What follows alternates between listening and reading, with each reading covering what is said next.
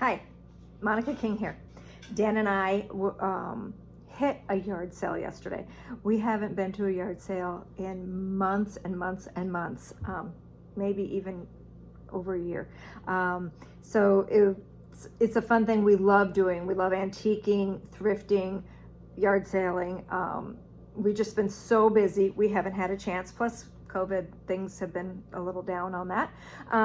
So when we saw the sign yard sale yesterday, even though yesterday was Tuesday and we figured everything had to be really well picked over because we didn't even know when this yard sale started.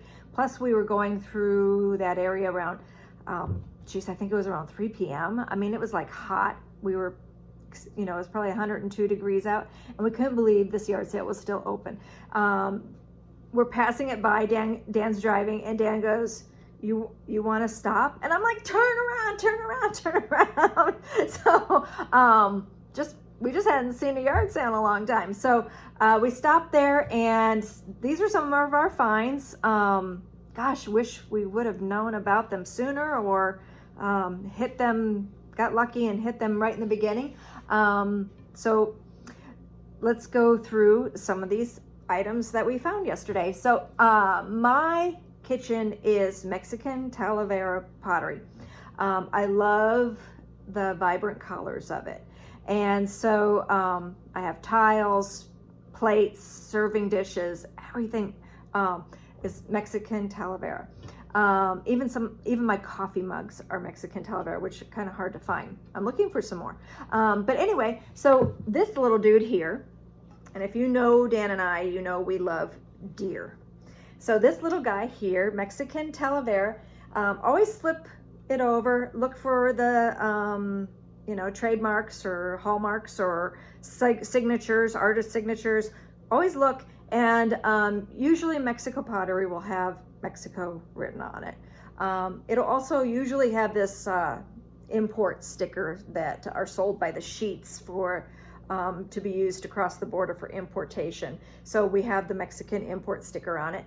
It did have its price tag from the shop that it was sold at, and it was priced at $35.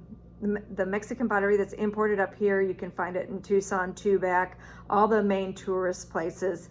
And so once it hits our side of the border, the prices go way up. And of course the price, they have to pay the rent on some of these fancy tourist shops in especially Tubac. So I'm assuming because of the price, it was probably from a store in Tubac. He's just cuter than heck. And I think he'll probably stay in my kitchen for a while. We do have an eBay store where we sell some of our finds, and the eBay store is called The Prehistoric Collector. We mostly deal in Native American artifacts, and that is our specialty. So when we find things that we like but aren't sure of, as long as the price is right, we pick it up and hope that we scored. Most of the time you don't, but sometimes you do. And with that said, I'm just going to continue going through some of the things that we found. More Mexico pottery. I also have a few in my collection, well, quite a few, Tlaquepaque pottery from another region in Mexico. And I think that this is fabulous. They are made from a mold, as you can tell by the seam in the bottom, but they are hand painted. And this one is in really good condition. It is a vintage item, probably 60s, 70s. I love the vibrant colors, just a little bit more primitive looking than the Talavera ware. So this one is in pretty good condition. No chips, which is really normal for the inside of these casserole dishes. What is normal though is to have flaking in the glaze. That's no big issue for me anyway, and some other collectors. Of course, the minter, the better. But as far as that one goes, this one is really good shape. The handles are intact. Pretty nice piece there. So that was one of my picks. And then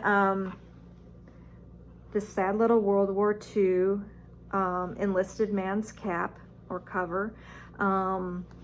The leather's got quite a bit of wear on it. It's not in immaculate condition, but I absolutely love things that have wear on them. I'm not one of those collectors that has to have things absolutely perfect, because I think there's stories behind every little nick, every little, you know, the use in it. There's a story behind that. If this hat could talk, you just wonder what it could say. Anyway, Army, World War II, enlisted man's cap. I wonder if my grandpa had one like this.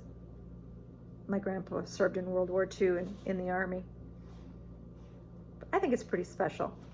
So we don't collect a whole lot of military stuff. We do have some for our museum, but it's a neat piece. I love the wear on it. When I was looking at these tins, Dan kind of looked at me like, have you lost your mind? But one of the key things I do all the time is pick up and look at the bottom. What does the bottom tell you? Most of the time, the bottom tells you made in China. This one didn't say that. This set says Balanoff, Cleveland, Ohio, USA. Wow, that's got to be old, right? Gosh, it's been so long since you see a lot of stuff made in the USA, especially tins. I love tins. I like storing things in tins. And so I always looking for a unique, cool looking tin. And most of the time, I mean, made in China, made in China, made in China. So when I saw them, I'm like, this is awesome. Of course, right there at the yard sale, for the right price. I'm not going to get in there and Google search and figure out what the value is, as long as the price is right and that I like them. And that I might even just use them in my own kitchen. I'm not really worried about their retail value, or resale value. So when I looked up this company, these tins were made mostly in the 70s, I guess. We have Golden Leaf Tea. We have Sunshine Coffee. We have a Bright White Sugar. And we have Fluffy Flower. This is 4 that actually came in, I don't know if it was sold in a set or if they were all sold individually. I don't know that.